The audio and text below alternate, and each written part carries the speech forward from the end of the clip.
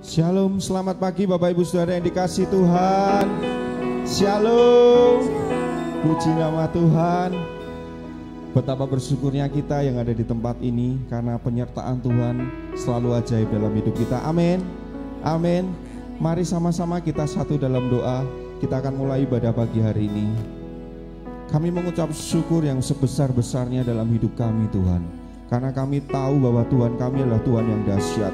Kami percaya bahwa Tuhan kami adalah Tuhan yang baik, Tuhan yang tidak pernah meninggalkan kami, Tuhan yang selalu membawa kami untuk lebih dekat kepadamu Tuhan. Biarkan cinta kasih dan karunia-Mu itu selalu melekat dalam hidup kami. Tiba saatnya pagi hari ini kami mau memuji dan menyembah-Mu Tuhan. Kami mau membalas setiap kebaikan Tuhan lewat pujian dan penyembahan kami. Dan kami percaya ketika kami memutuskan untuk melangkahkan kaki untuk datang di tempat ini, kami mau memberi yang terbaik. Dan biarkan hadirat Tuhan itu turun atas setiap kami, menjamah setiap kami, dan melepaskan setiap beban yang ada dalam hidup kami. Terima kasih Bapa, terima kasih Tuhan Yesus. Biarkan kami menyiapkan hati kami mau memberi yang terbaik untuk kemuliaan Tuhan. Dalam berkat nama Tuhan Yesus, haleluya, amin. Kami percaya Engkau Bapa yang setia dalam hidup kami. Engkau Allah yang selalu menyertai setiap hidup kami. Dan biarkan kami pagi hari ini selalu mengucap syukur atas setiap kebaikan-Mu Tuhan. Terima kasih Tuhan, terima kasih Tuhan.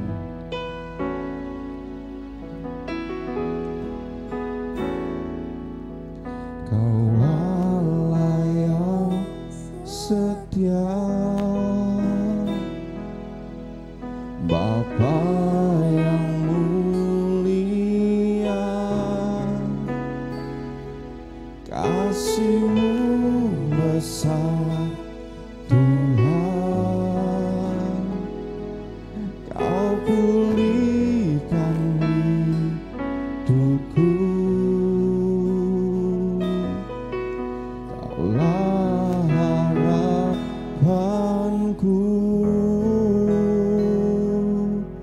Hidupku dalam-Mu, terima kasih Tuhan. Kau selamatkan hidupku.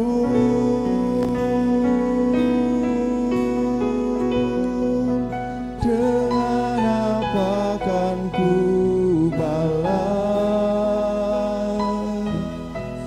segala kebaikan-Mu, segenap hatiku menyembah-Mu Yesus. Ku bersyukur padamu, dengan apa kan ku segala kebaikan-Mu,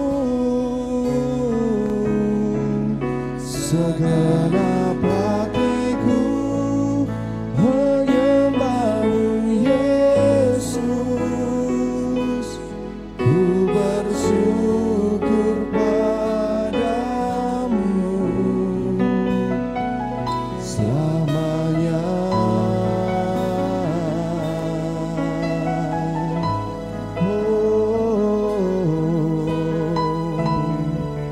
Mari nyatakan bahwa Allah kita Allah yang setia pagi hari ini.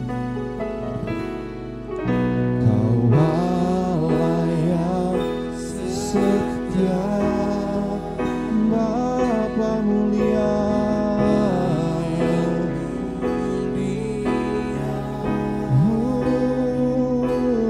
kasih-Mu besar Tuhan. Kau pulihkan hidupku, Kaulah harapanku. Kasih Tuhan, hidupku dalam-Mu. kasih Tuhan. Tuhan, Kau selamatkanku.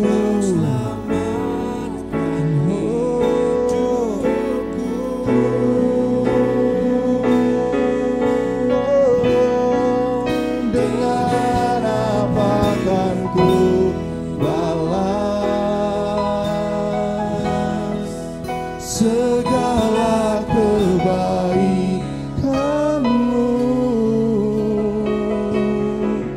Segenap hatiku menyembah-Mu Yesus. Ku bersyukur padamu. Dengan apa kan ku balas? Haleluya. Kan-Mu terlalu banyak Tuhan. Menyembah-Mu Yesus. Ku bersyukur padamu. Dengan apa? Haleluya. Segala kebaikan-Mu. Segenap hatiku menyembah-Mu Yesus. Ku bersyukur padamu. Sekali lagi angkat pujian ini bersama-sama. Nyatakan ketidakmampuan kita Bapak Ibu Saudara.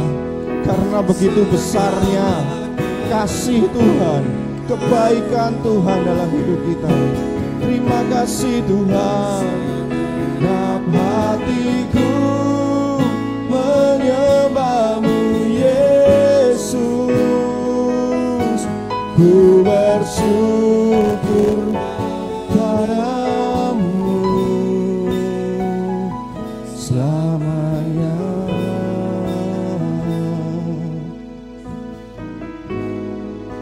Mari pagi hari ini kita sejenak kita merenungkan setiap kebaikan Tuhan. Minggu ini adalah minggu terakhir di tahun 2020. Mari kita renungkan apa saja yang Tuhan lakukan dalam hidup kita. Apa saja mukjizat yang Kau alami dalam hidup kita. Apa saja kebaikan Tuhan yang terjadi dalam hidupmu. Engkau masih bisa bernafas pagi hari ini. Engkau masih bisa menghirup udara yang segar pagi hari ini. Bukankah itu kebaikan Tuhan? Engkau masih bisa berada di tempat ini. Bukankah itu penyertaan Tuhan? Renungkan sejenak. Syatakaya rala-bala-bala-bala shikinatara. Syatakaya rala-bala-bala syakatakara. Penyertaan-Mu sempurna sepanjang tahun ini Tuhan. Walau kami melewati sesuatu yang sulit, walau kami mengalami sesuatu yang susah Tuhan, tapi sampai hari ini kami ada. Sampai hari ini kami masih bisa berdiri. Dan sampai hari ini kami masih bisa bersyukur. Itu semua karena Engkau Tuhan. Itu semua karena kebaikan-Mu Tuhan. Bersama-Mu kami melewati setiap persoalan. Syatakaya rala-bala-bala syakaya rala-bala-bala. Mari naikkan ucapan syukur-Mu. Mari sembah Dia dari hatimu. Haleluya.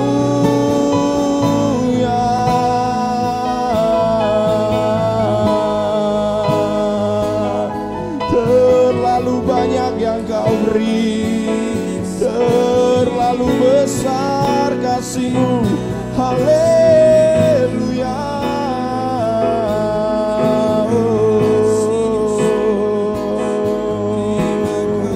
Kami mau nyatakan keterbatasan kami Tuhan, tanpamu kami tak sanggup. Haleluya.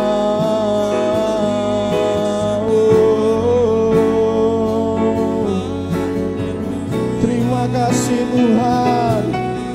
Ya ralama seka ya rala-rala-rala-ralamu. Hina ralama se.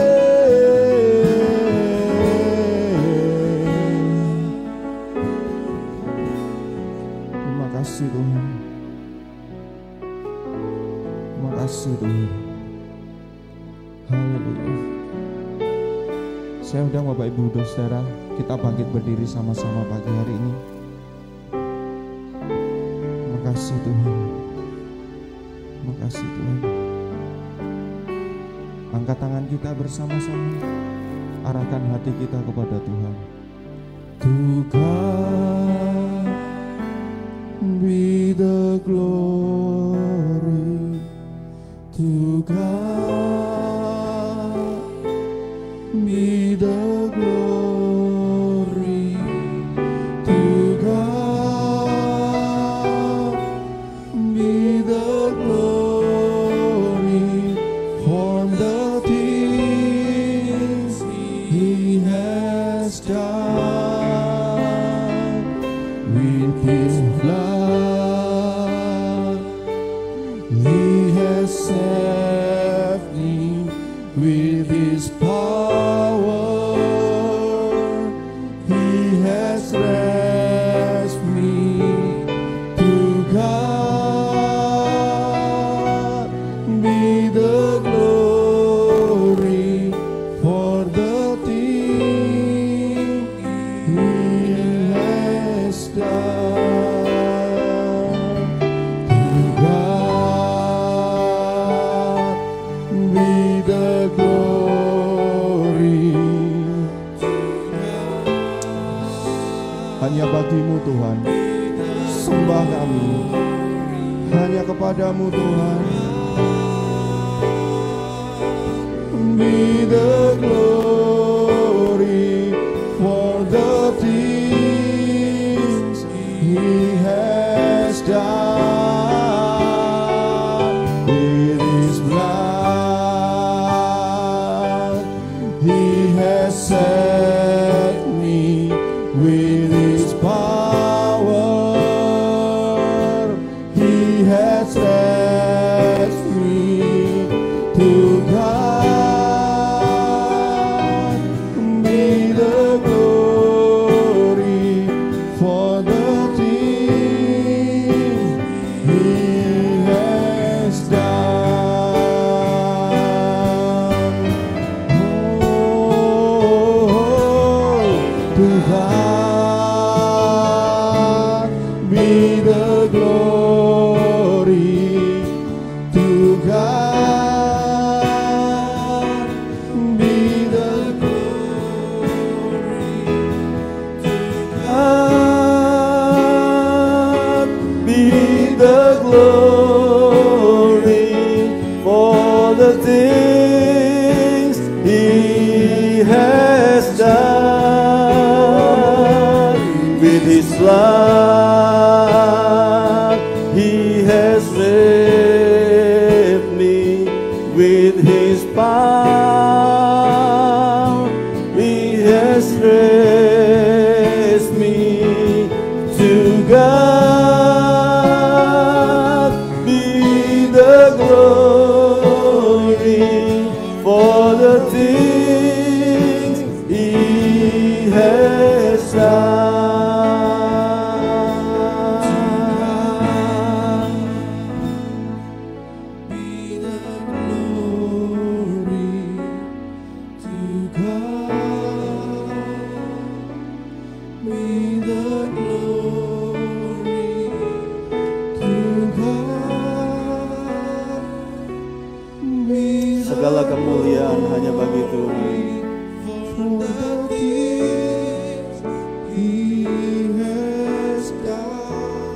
dengan darahmu, dengan darahmu aku ditebus, dengan kuasa-Mu ku disembuhkan. Bagi-Mu ya Tuhan ku berikan pujian. Bagi-Mu ya Tuhan, bagi-Mu ya Tuhan segala pujian. Bagi-Mu ya Tuhan, bagi-Mu ya Tuhan ku berikan pujian. Dengan darah-Mu aku ditebus, dengan darah-Mu aku ditebus, dengan kuasa-Mu ku disembuhkan. Katakan, ku disembuhkan. Bagi-Mu ya Tuhan ku berikan pujian. Sebelum kita dengar firman Tuhan, kita mau bersyafaat buat area kita. Karena hari ini Kalinegoro Ya Yesus. adalah zona merah yang begitu luar biasa. Di kanan kiri ada mereka yang terkonfirmasi positif, tetapi kita tetap beribadah di Amin. tengah kepungan Amin. virus di mana-mana. Mari kita berdoa, bersyafaat, memberkati Dalam nama Kalinegoro, Yesus. memberkati Magelang. Tuhan. Bapa di sorga, saat ini kami bawa area di mana hanya dekat Allah saja. Yes. Kami tenang, Tuhan. Amin. Amin. Terima kasih Bapak. Kita juga akan berdoa buat Ibu Teli, karena 2 hari yang lalu anaknya dipanggil Tuhan di Bekasi dan Ibu Kekasih tidak bisa pergi ke sana. Mari kita doakan Bu Teli, ada di depan di sebelah Ibu Gembala. Kita doakan Tuhan, berikan penghiburan dan kekuatan Tuhan, kepada Bu dalam nama Teli. Yesus. Dan biarkan Engkau Tuhan yang memberkati, Engkau Tuhan. Tuhan yang memberikan damai sejahtera. Amin. Tuhan, hamba-Mu Niko sudah Engkau panggil dalam usia yang sangat muda, Ya, tetapi biarkan Engkau yang menghibur Ibu Kekasih. Kami juga berdoa buat adiknya di Bali yang tidak bisa juga datang ke Bekasi. Engkau menghiburkan dan biarkan keluarga ini dalam anugerah dan pemulihan Tuhan yang sempurna. Dalam nama Yesus kami sudah berdoa, haleluya, amin. Silakan duduk Bapak Ibu. Selamat pagi, shalom semuanya. Shalom. Selamat Natal, haleluya. Haleluya. Walaupun dalam keprihatinan, walaupun dalam kesederhanaan, tetapi kita harus tetap mengucap syukur ya. Sebelum kita dengar firman Tuhan, kita hari ini ada tamu, yaitu keluarga Pak Tri Nainggolan ya. Ada yang baru pertama kali ibadah ya, Pak Riston kayaknya baru ini ibadah. Sudah pernah? Sudah pernah ya? Sudah pernah semuanya? Ada yang baru sekali datang? Enggak ada ya? Oke, berarti sudah pernah semuanya. Selamat datang. Ya, kita nanti akan dilanjutkan dengan penyerahan anak ya dari keluarga Pak Tri Nainggolan. Oke, Bapak Ibu yang dikasihi Tuhan, jadi seperti yang sudah saya sampaikan, kita kehilangan mantan sekolah minggu kita, perintisan di tahun 85 ya, adik saya Nicholas Sugeng ya, Tuhan sudah panggil dan itu mengejutkan memang karena usia 46 tahun dan memang berita terkena COVID, tetapi yang membuat lebih parah adalah darah tingginya ya, darah tingginya karena beliau sudah lama. Dia sudah lama darah tinggi dan sepertinya juga ada sedikit penyakit jantung dan kemudian Tuhan sudah panggil hari Jumat ya yang lalu. Nah, kita tentu berdoa buat Ibu Teli karena istrinya Batak juga. Jadi saya lupa marganya apa Bu Yus? Tarigan. Tarigan ya. Nah, Ibu Ratna Tarigan. Jadi menantunya Ibu Teli ini istri dari almarhum ini juga dari Sumatera Utara ya, marga Tarigan. Kita berdoa supaya keluarga diberikan damai sejahtera. Kalau saya hari Jumat langsung ketika dapat informasi langsung mengunjungi Bu Teli. Beliaunya tegar, saudaraku. Beliau ini orang yang tegar, ya. Dia bilang, saya rasa menangis tapi rasanya nggak ada gunanya juga, gitu. Nggak bisa ke sana karena situasi seperti ini. Hanya adiknya di Bali, Melda, yang shock, ya. Dan saya menghiburkan, sudah Melda, nggak usah ke Bekasi karena juga toh nggak bisa lihat. Jadi relakan saja, Tuhan sudah lakukan semuanya yang terbaik. Oke, Tuhan memberkati. Baik, kita masih dalam keprihatinan, banyak yang memilih ibadah online di rumah. Gak masalah, pagi hari ini disiarkan langsung di FB. Dan juga sebentar selesai ibadah ini akan di-upload di grup dalam format MP3. Yang di YouTube mungkin baru besok, ya. Oke, kita ke firman Tuhan pagi hari ini. Kita akan melihat sebuah tema Emmanuel Blessing. Berkat dari Immanuel. Kita nggak ada ibadah Natal kemarin 25, ya. Saya hanya mengirim pesan Natal. Dan saya sampaikan hari ini. Ini pesan Natal. Ini firman Tuhan yang biasanya dikhotbahkan tentang ketika Natal. Dan juga tentu berhubungan dengan penyerahan anak Airen sebentar, ya. Oke, mari kita baca ayatnya sama-sama dalam Matius 1 ayat 23. Mari baca sama-sama. 1, 2, 3. Sesungguhnya anak darah itu akan mengandung dan melahirkan seorang anak laki-laki. Dan mereka akan menamakan dia Immanuel, yang berarti Allah menyertai kita. Iya, ayat ini sering dibahas, sering dikutip dalam suasana Natal. Tapi saya berharap kita mendapatkan sesuatu yang baru untuk kemudian kita memahami bahwa pemahaman kita tentang firman Tuhan itu terus bertumbuh. Klik satu kali, kita akan melihat 3 hal tentang ayat ini.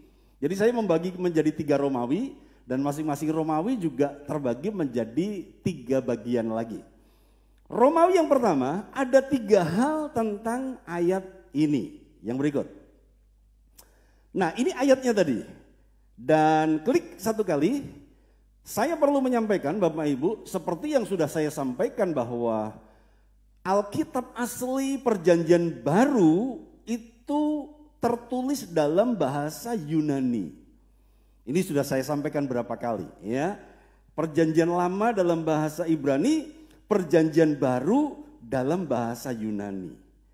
Tapi yang menarik di ayat ini, jadi dari sesungguhnya sampai kita itu aslinya bahasa Yunani, begitu ya. Dari Matius 1 sampai Wahyu pasal terakhir itu bahasa Yunani. Hanya di Alkitab kita kadang-kadang dia mencantumkan kata-kata non Yunani. Ada kata Ibrani, ada kata Aram. Nah, begitu. Nah, di ayat ini kita fokus, klik kata Immanuel. Itu sebenarnya adalah kata Ibrani. Nah, dalam bahasa Ibrani dituliskannya seperti itu. Bacanya beda lagi, ya, Immanuele. Ya, begitu. Jadi tulisan dan bahasanya, pembacaannya, pelafalannya bisa beda. Jadi Immanuel ini adalah kata Ibrani.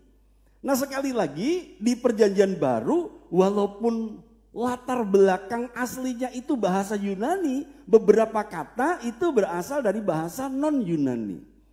Ada yang diterjemahkan, ada yang tidak. Yang tidak itu misalnya haleluya, ya kan? Haleluya itu bahasa Ibrani, tapi tidak pernah diterangkan artinya. Ya, walaupun kita sudah tahu ya, tapi di Alkitab tidak pernah diterangkan artinya haleluya itu artinya puji Tuhan. Gitu. Nah, untuk Immanuel rupanya Matius itu menerjemahkannya. Klik satu kali. Nah, kata yang berarti itu artinya Immanuel yang aslinya bahasa Ibrani. Jadi bahasa Ibrani itu bahasanya orang Yahudi, ya. Orang Yahudi sering disebut orang Ibrani. Kata Immanuel yang aslinya itu bahasa Ibrani, kemudian Matius si penulis ini saudaraku memberikan sebuah arti, mengartikannya, menerjemahkannya. menjadi kata Yunani dan kemudian dari kata Yunani diterjemahkan kepada bahasa Indonesia. Nah, ini menarik ya, ini menarik. Immanuel itu dari dua kata, Imanu dan El. Imanu itu dengan, El itu Eloah atau Elohim. Kemudian diterjemahkan God with us. Allah menyertai kita. Yang menarik begini, Bapak Ibu Saudaraku. Setiap tulisan, setiap kitab itu ditulis untuk tujuan tertentu. Injil Markus itu ditulis untuk orang Romawi. Kemudian Lukas itu ditulis untuk Theophilus. Karena kalau baca Lukas 1, Theophilus yang mulia. Nah, itu artinya ketika Lukas menulis itu ditujukan untuk seseorang yang namanya Theophilus. Ketika Markus menulis itu ditujukan untuk orang Romawi. Dan Matius itu dituliskan untuk orang Yahudi yang percaya. Karena tidak semua orang Yahudi percaya Yesus ya, gitu.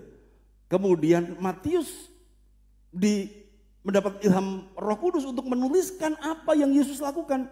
Supaya orang Yahudi yang percaya Yesus itu punya pegangan, teks, kebenaran. Apa yang diajarkan Yesus, apa yang dilakukan Yesus. Jadi Matius menulis untuk orang Yahudi yang percaya. Nah, yang menarik begini, seharusnya ketika Matius menulis untuk orang Yahudi, Immanuelnya ini gak usah diterjemahkan. Karena orang Yahudi pasti ngerti bahwa itu artinya Allah menyertai kita. Tapi kenapa kemudian diterjemahkan?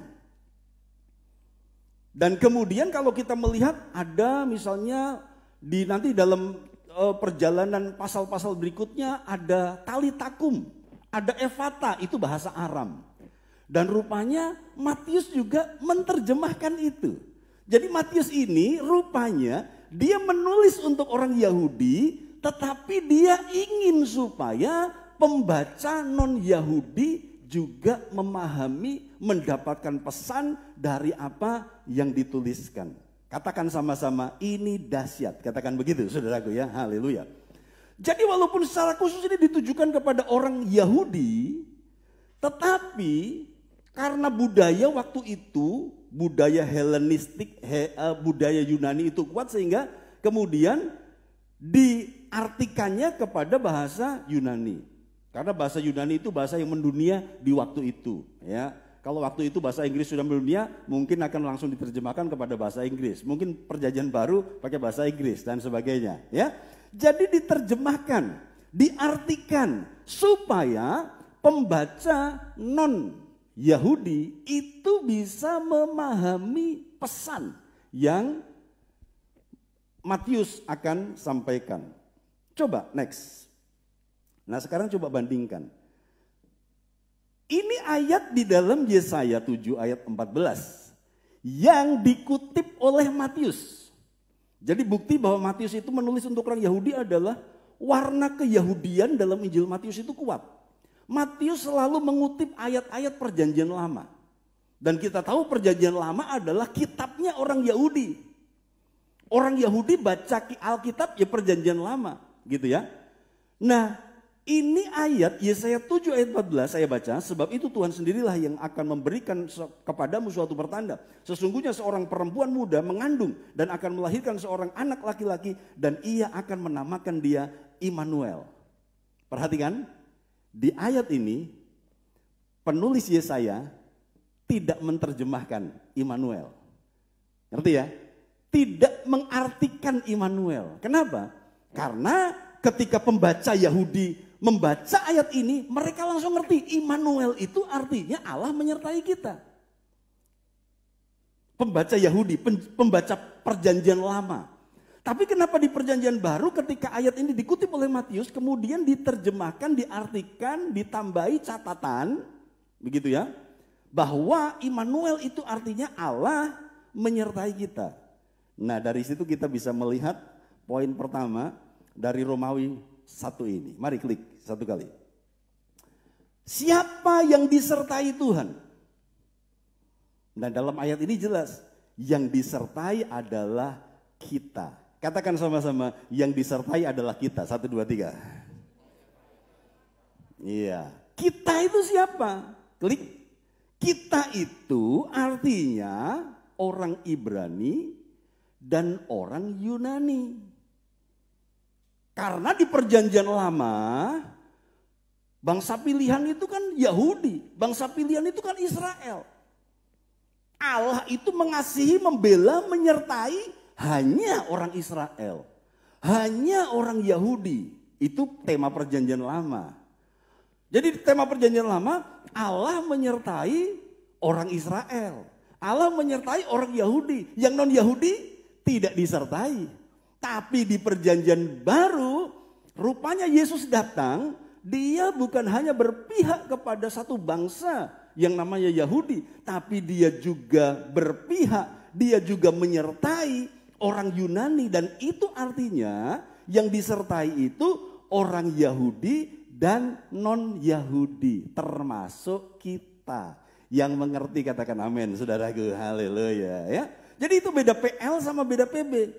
Di PB Tuhan mau menyelamatkan semua orang yang percaya kepada Dia. Tuhan gak pandang suku, Tuhan gak pandang bangsa, Tuhan tidak pandang warna kulit, Tuhan tidak pandang ras. Walaupun orang Ibrani mungkin sampai sekarang, kami ini bangsa pilihan, hanya kami yang diselamatkan. Allah itu hanya menyertai kami, yang lain enggak gitu ya. Yang lain dianggap bangsa kafir. Tetapi ketika pesan Immanuel ini berkata Allah menyertai kita, kita itu artinya ya orang Yahudi dan semua orang yang mau percaya kepada Tuhan. Yang disertai siapa Bapak Ibu? Kita.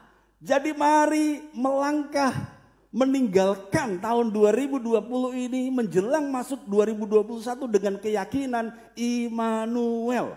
Allah menyertai kita. Mau pandeminya udah selesai mau belum, Immanuel, Allah menyertai kita. Haleluya ya.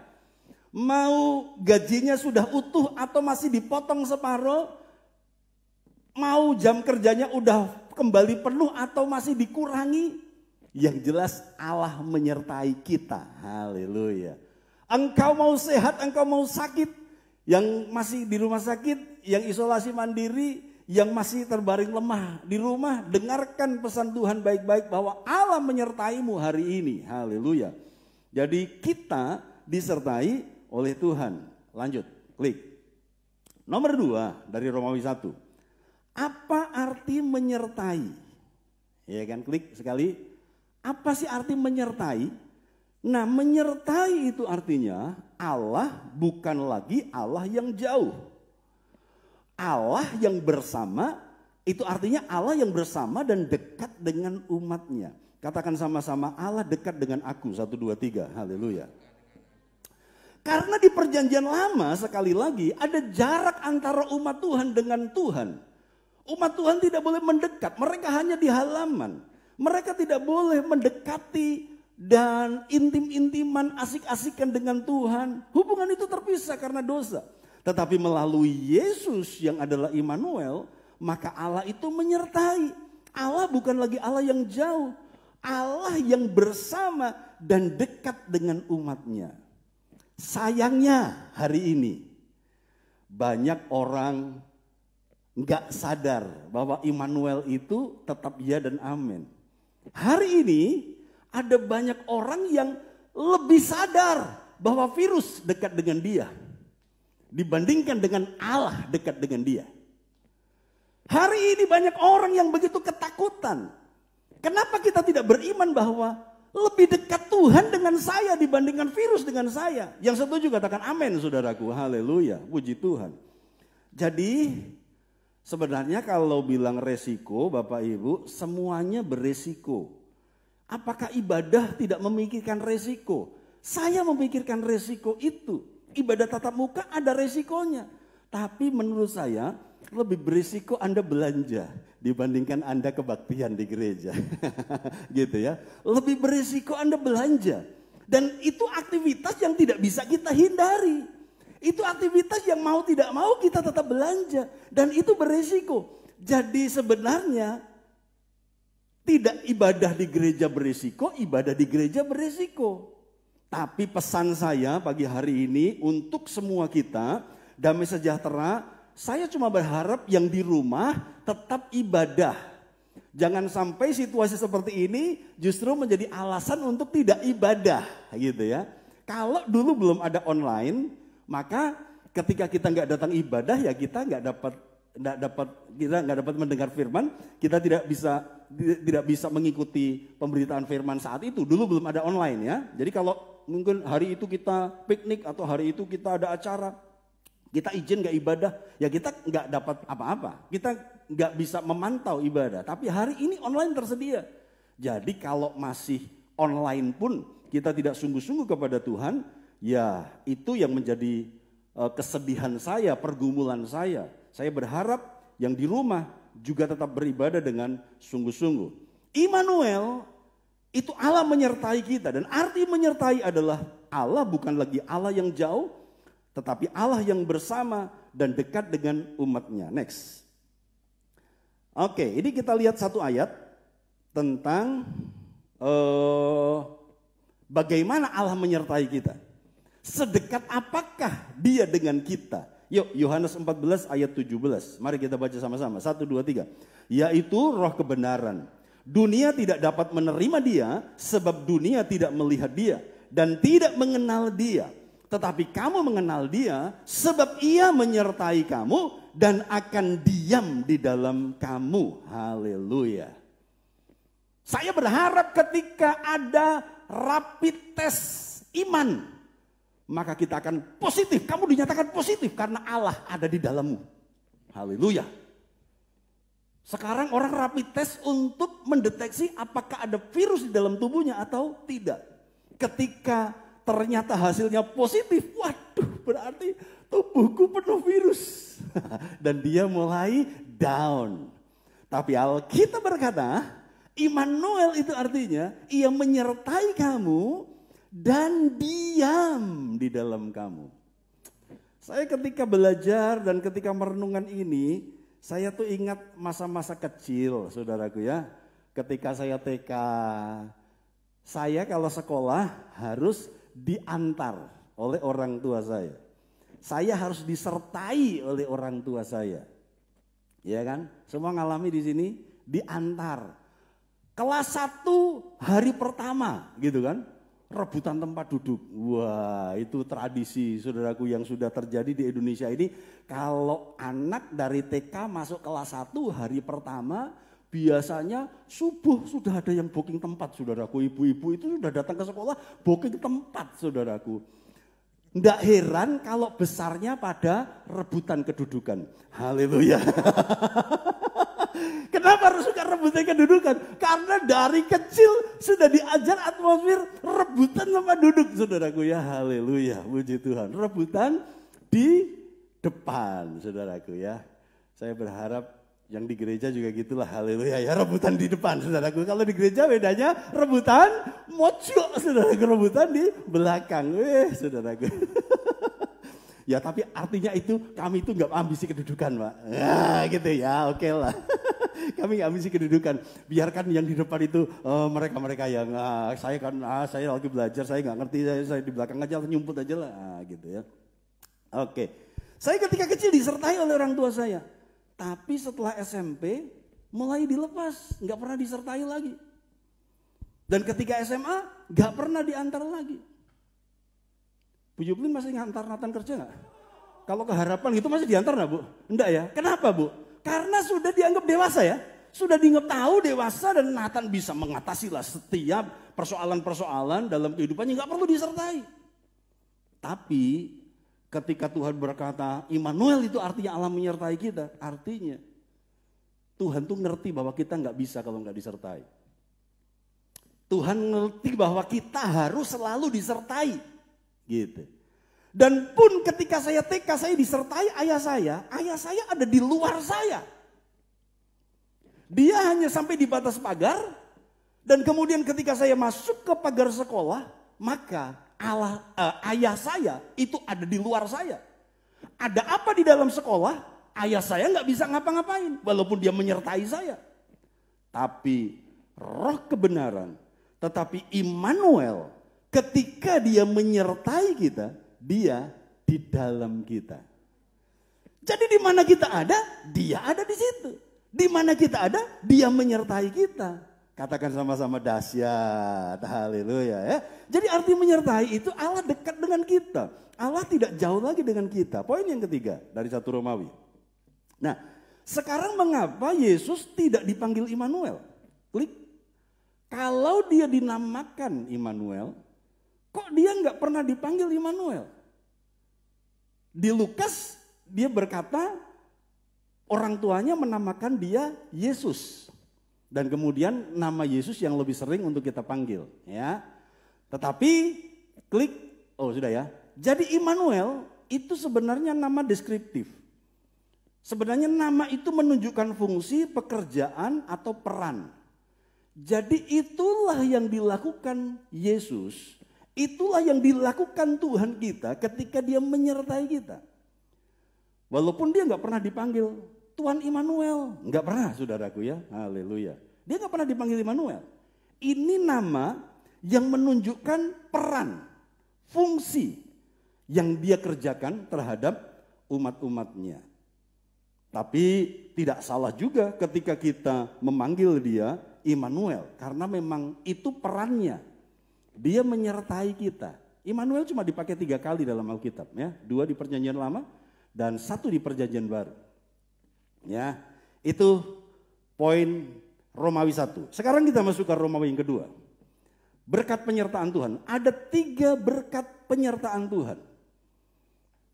Jadi yang pertama adalah ketersediaan. Mari baca Mazmur 23 ayat 4. Sama-sama 1, 2, 3. Sekalipun aku berjalan dalam lembah kekelaman, aku tidak takut bahaya, sebab engkau besertaku. Menurut kesaksian Daud, berkat penyertaan Tuhan ketika dia menyertai kita, itu ada ketersediaan. Sekalipun aku berjalan dalam lembah kekelaman, sekalipun aku berjalan di kali negoro yang zona merah, ya. Bukan berarti juga kita ngomong bahwa kita itu kebal. Enggak saudaraku, tidak ada orang yang kebal virus. Ya, jadi ketika saya menyampaikan seperti ini bukan berarti saya sombong bahwa saya tidak bakal kena. Saya tidak bakal terinfeksi. Saya berharap saya tetap sehat. Ya, tidak terinfeksi oleh virus itu. Tetapi saya juga tidak mau takut. Saya juga tidak mau terintimidasi. Karena saya tahu Tuhan menyertai saya. Karena itu untuk saudara-saudaraku yang masih terbaring sakit dalam perawatan, ada Ibu Linda, ada Pak Yosep di rumah sakit, masih beberapa yang masih ada di rumah, dan sakit-sakit yang lain saudaraku, dan engkau yang jaga-jaga, mari waspada boleh, jaga jarak boleh, tapi jangan takut, itu aja. Jangan takut. Jangan takut, kenapa? Sekalipun aku berjalan dalam kali negoro yang berzona merah, aku tidak takut bahaya sebab engkau besertaku. Haleluya. Next. Nah, kalau kita lebih jauh meneliti sepanjang Mazmur 23 ayat 1, menurut saya ini adalah penggambaran Immanuel yang terbaik di Perjanjian Lama. Itu menurut pendapat saya pribadi, ya. Karena ketika Mazmur 23 ayat 1 berkata Tuhan adalah gembalaku, takkan kekurangan aku. Ini intro. Jadi ini pendahuluan yang kemudian menjelaskan di bawah bahwa memang umat-umat Tuhan, domba-domba Tuhan itu tidak akan kekurangan ketika Tuhan adalah gembala. Ayat 2, ia membaringkan aku di padang yang berumput hijau. Rumput itu adalah makanan buat domba. Artinya, aku tidak akan kekurangan makanan. Tuhan gembalaku tak akan kekurangan aku. Artinya, aku tidak akan kekurangan makanan. Selalu tersedia makanan. Ia membimbing aku ke air yang tenang. Aku tak akan kekurangan ketenangan. Gitu kan? Selalu tersedia ketenangan. Ia menyegarkan jiwaku. Takkan kekurangan kesegaran. Jiwa kita selalu segar, begitu ya. Ketersediaan kesegaran. Ia menuntun aku di jalan yang benar oleh karena namanya. Takkan kekurangan tuntunan. Selalu tersedia tuntunan. Ayat 4. Sekalipun aku, tadi kita sudah baca, Gadamu dan tongkatmu itulah yang menghibur aku. Takkan kekurangan penghiburan. Selalu tersedia penghiburan. Engkau menyediakan hidangan bagiku di hadapan lawanku. Ada kemenangan, aku takkan kekurangan kemenangan, tersedia kemenangan. Engkau mengurapi kepalaku dengan minyak, pialaku penuh melimpah. Ada tersedia urapan, aku takkan kekurangan urapan. Kebajikan dan kemurahan belaka akan mengikuti aku. Wih, dahsyat. Seumur hidupku. Jadi kita tuh diikuti kebajikan dan kemurahan dimanapun kita berada. Ini the power of Immanuel yang luar biasa dalam perjanjian lama ya. Penggambarannya luar biasa. Jadi poin yang pertama dari Romawi 2, berkat penyertaan Tuhan itu adalah ketersediaan. Katakan sama-sama ketersediaan. Yang kedua. Next, yang kedua. Yang kedua ada pertolongan. Yohanes 14 ayat 16. Aku akan minta kepada Bapa dan ia akan memberikan kepadamu seorang penolong yang lain, supaya ia menyertai kamu selama-lamanya. Jadi fungsi dari roh penolong itu dia menyertai kita. Jadi berkat yang berikutnya ketika Immanuel itu menyertai kita adalah adanya pertolongan. Ya, saudaramu, saudaraku mungkin gak bisa nolong. Buat beberapa yang isolasi mandiri kami terbatas, gak bisa masuk rumahnya. Saya hanya kasih kekuatan di teras saudaraku ya. Beberapa waktu lalu kami kunjungi 7 tempat saudaraku. Kami di teras saja, kami nyembah Tuhan dan mereka di dalam. Dan rupanya itu memberkati. Ya, rupanya itu memberkati, rupanya itu menguatkan mereka. Saya menyebutnya KKR teras. Haleluya, puji Tuhan ya. Dan ada tetangga-tetangga yang pada lihat ini orang ngamen dari mana, ngamen lagunya kok orang ngamen tapi gak terima persembahan gitu kan saudaraku ya. Itu karena kami nyanyi di teras, kami kuatkan mereka yang di dalam yang lagi isolasi saudaraku. Kenapa? Karena kita butuh pertolongan. Dan yang dahsyat adalah berapa lama Immanuel menyertai kita? Selama-lamanya. Haleluya. Keluarga Nainggolan mungkin kehilangan orang tua 1 tahun yang lalu saudaraku ya. Orang tua sudah gak bisa lagi menyertai kita. Orang tua sudah gak bisa lihat lagi cucu yang sebentar akan diserahkan. Tetapi roh penolong itu menyertai kita selama-lamanya. Katakan sama-sama dahsyat, haleluya. Yang ketiga dari Romawi yang kedua, yuk. Yang ketiga ada keajaiban. Matius 28 ayat 20. Dan ajarlah mereka melakukan segala sesuatu yang telah kuperintahkan kepadamu. Dan ketahuilah aku menyertai kamu senantiasa sampai kepada akhir zaman. Katakan sama-sama ada keajaiban. Haleluya. Kenapa ayat ini saya simpulkan ada keajaiban? Ini ayat sebelum Yesus terangkat ke surga. Amanat agung.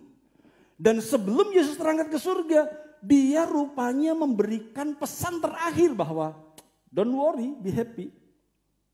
Aku menyertai kamu. Aku bersama-sama dengan kamu. Dan setelah itu dia terangkat ke surga. Nah, seperti apa sih bentuk penyertaan Tuhan dalam konteks ini? Kita akan lengkapi klik dengan Markus 16. Ini momen yang sama. Ya, ini momen yang sama, yang tidak ditulis oleh Matius, ditulis oleh Markus. Perhatikan. Lalu ia berkata kepada mereka, pergilah ke seluruh dunia, beritakanlah Injil kepada segala makhluk. Sama ya. Tetapi siapa yang percaya dan dibaptis akan diselamatkan, tetapi siapa yang tidak percaya akan dihukum. Sama, dia ngomong pemberitaan Injil, dia ngomong baptisan, itu amanat agung di versi Matius. Ya.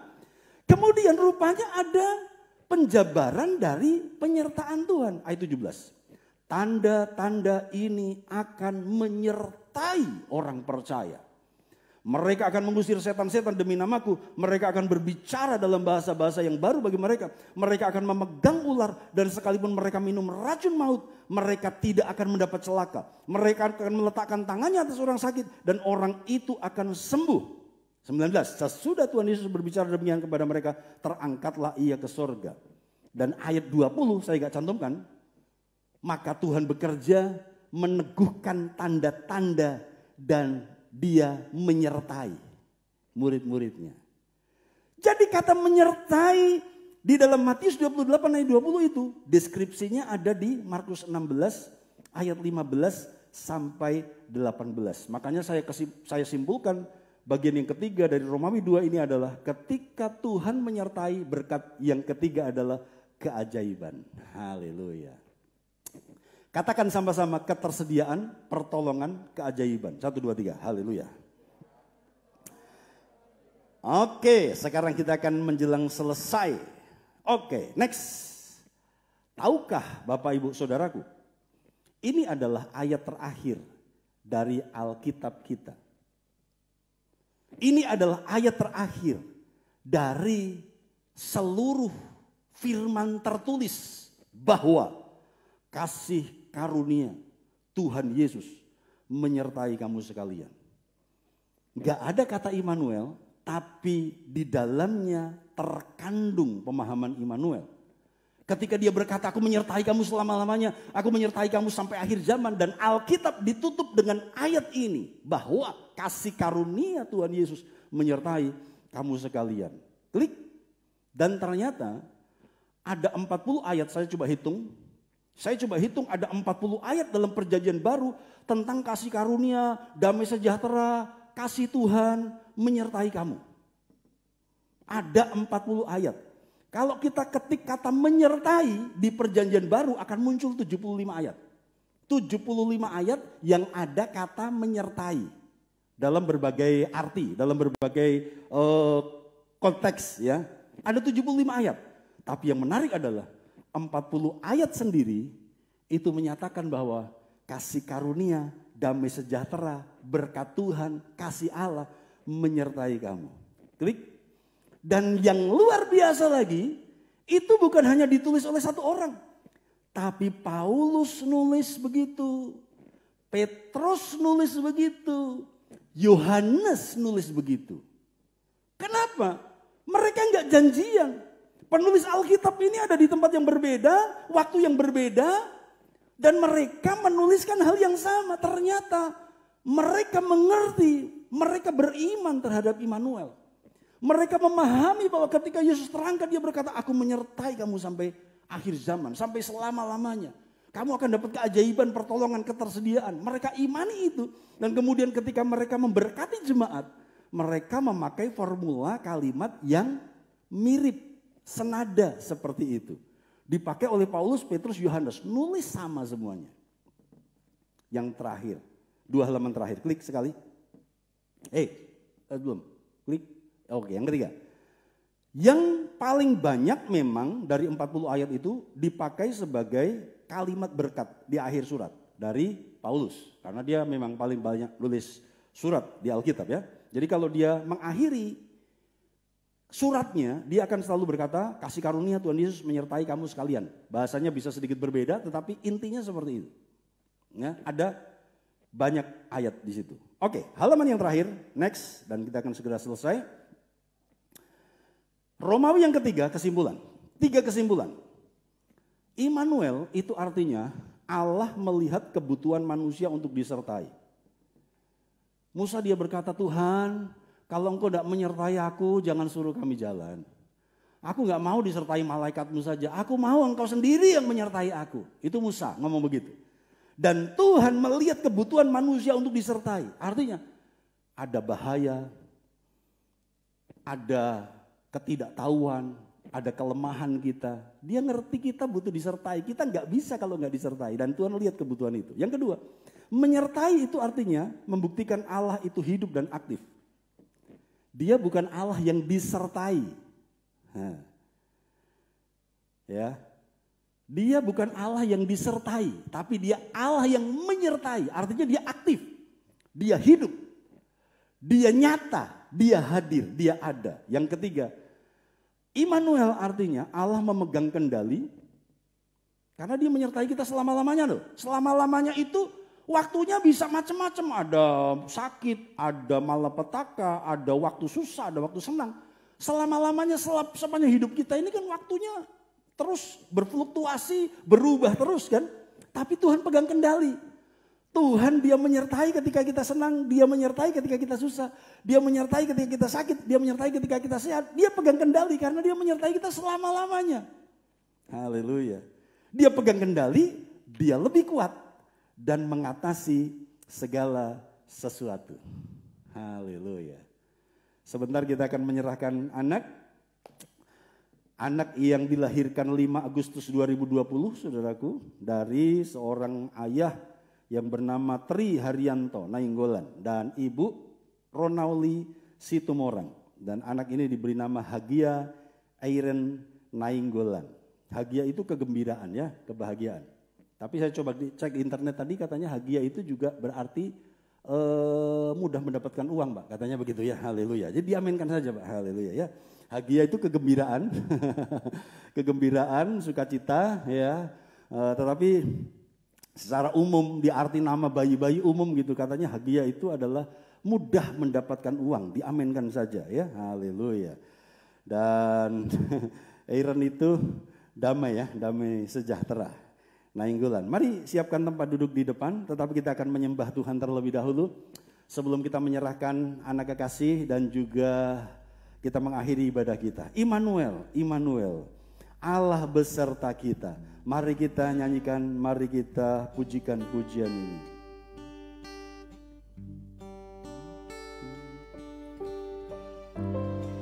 Haleluya, terima kasih Bapa. Biarkan di momen masih dalam suasana Natal ini, kami merenungkan bahwa Immanuel itu ternyata dahsyat. Immanuel bukan sekedar janji palsu. Immanuel bukan sekedar sejarah. Immanuel bukan sekedar teori. Tetapi biarkan Immanuel itu menjadi bagian nyata dalam hidup kami.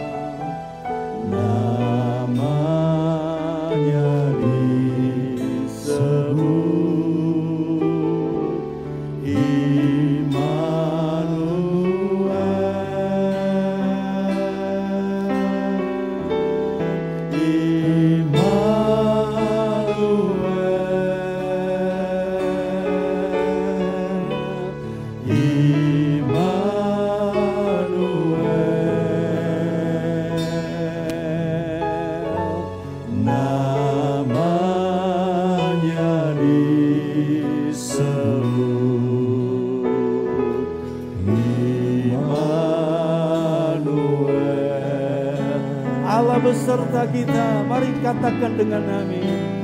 Allah beserta kita, namanya disebut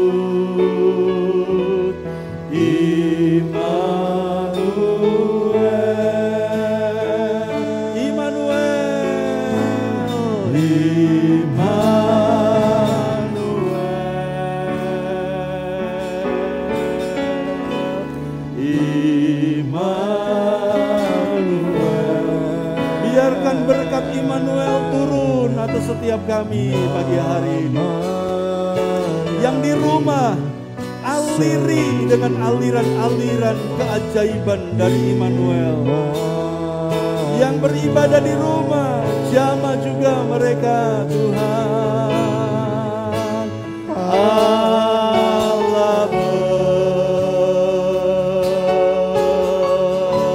beserta kita,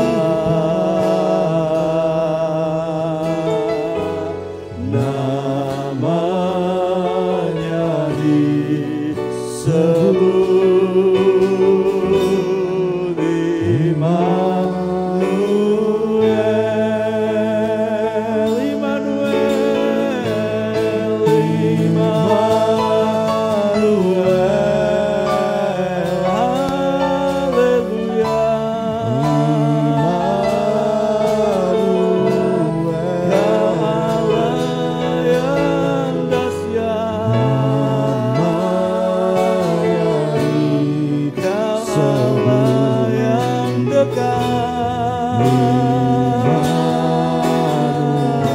Menyertaiku selamanya,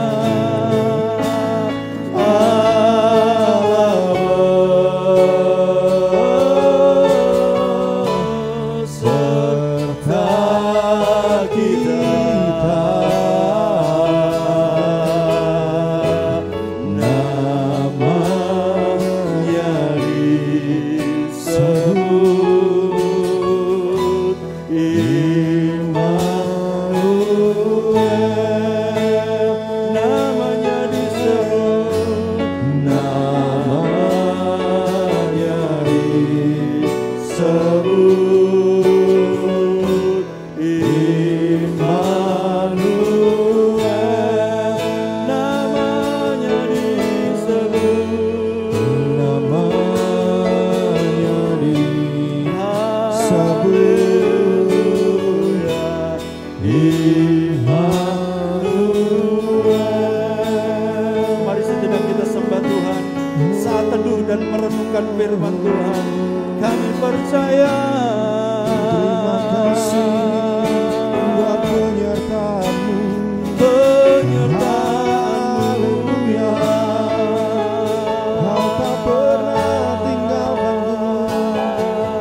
Haleluya, Engkau setia bersamaku. Haleluya, terima kasih Tuhan. Kau ajar dalam hidupku, Engkau menyediakan segalanya. Haleluya,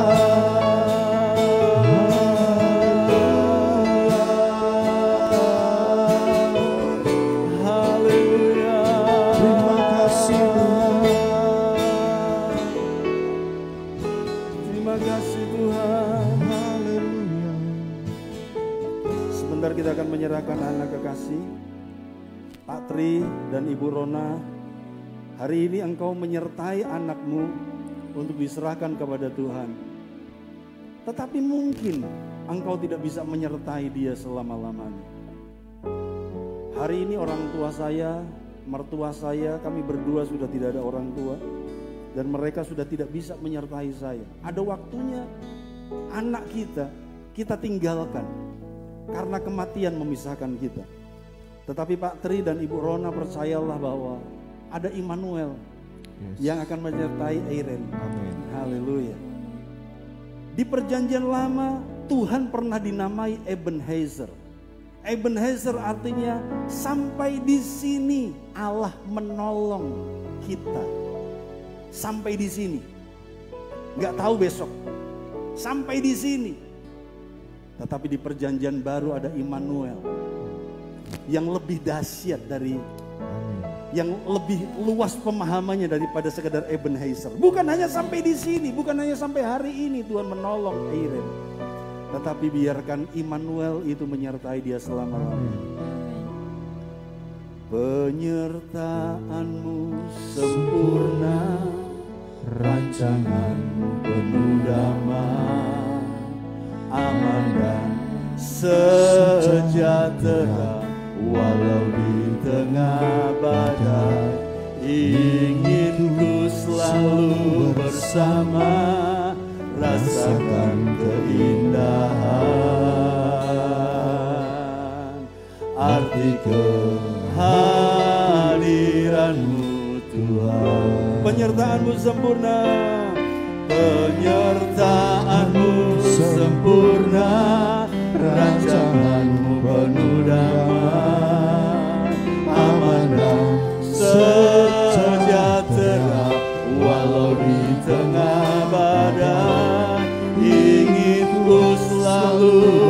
bersama, rasakan keindahan arti kehadiran-Mu Tuhan. Mari kita berdiri bersama-sama. Haleluya.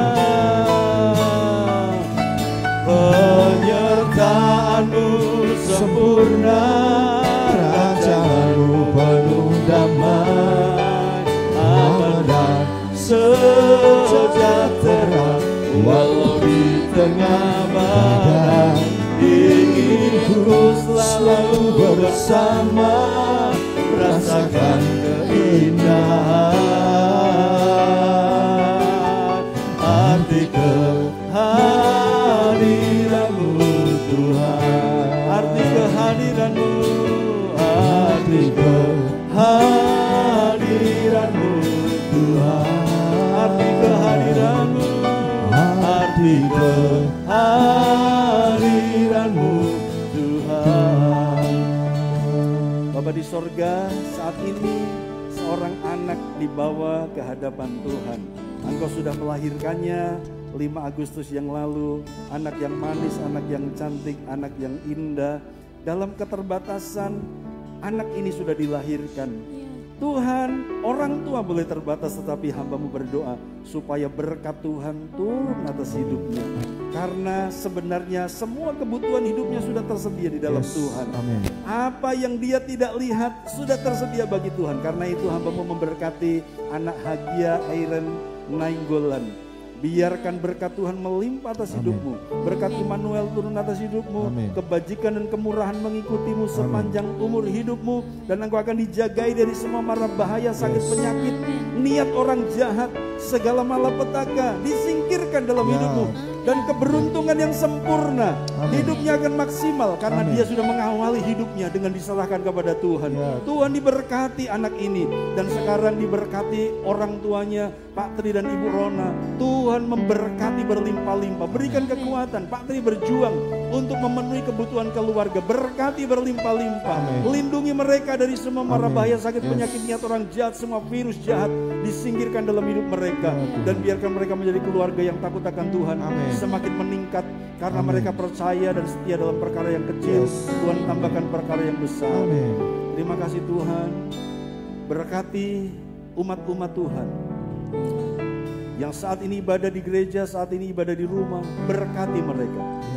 Dan sekarang kami akan pulang menyelesaikan ibadah ini. Sekarang terimalah keberhasilan yang maksimal. Perlindungan yang sempurna, keberuntungan yang ajaib turun dalam hidupmu. Dan bawalah pulang, terimalah berkat anugerah dari Allah Bapa. Kasih sayang anaknya yang tunggal, persekutuan Roh Kudus memelihara roh jiwa tubuhmu sempurna, tak bercacat, tak bercela, sampai Yesus menjemput gerejanya dalam berkat nama Tuhan Yesus Kristus. Haleluya, amin. Selamat pagi, shalom semuanya. Selamat Pak Tri, Ibu Rona, Tuhan memberkati. Ya.